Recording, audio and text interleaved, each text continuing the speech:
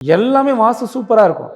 நீங்கள் ஆழமாக போய் இந்த வாஸ்துக்குள்ளே பார்த்தீங்கன்னா அவ்வளோ அற்புதமான விஷயங்கள் ஈஸியாக கண்டுபிடிக்கலாம். அதே மாதிரி தான் இந்த காம்பவுண்ட் சுவர். காம்பவுண்ட் சுவர் வந்து வீடு சூப்பராக கட்டிடுவாங்க. காம்பவுண்ட் சுவர் கட்டுறப்ப தான் சொதப்புவாங்க. காம்பவுண்ட் சுவர்லேயே நிறையா மாடலாக கட்டுறாங்க.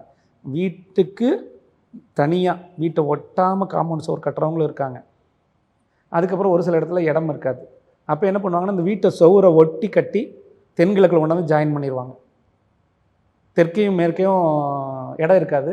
அதனால காம்பவுண்ட் சுவர் கட்ட மாட்டாங்க. அப்போ சரியான காம்பவுண்ட் சுவர்னா எப்படி இருக்கும்? ஆமாம், சரியான காம்பவுண்ட் சுவர் எல்லா இடத்துலையும் அமைக்க முடியாது. அப்போது அவர்களுக்கு தகுந்த மாதிரி காம்பவுண்ட் சுவர் அமைக்கணுங்கிறேன். அந்த வீட்டுக்கு தகுந்த மாதிரி தான் காம்பவுண்ட் சுவர் அமைக்கணும். இது ஆண்மனையா பெண்மனையான்னு பார்க்கணும். ஆண்மனையாக இருந்துச்சுன்னா காம்பவுண்ட் சுவர் வந்து நீங்கள் கிழக்கு பகுதியை வந்து எப்படி அமைச்சாலும் பெருசாக பாதிப்பு கொடுக்காது.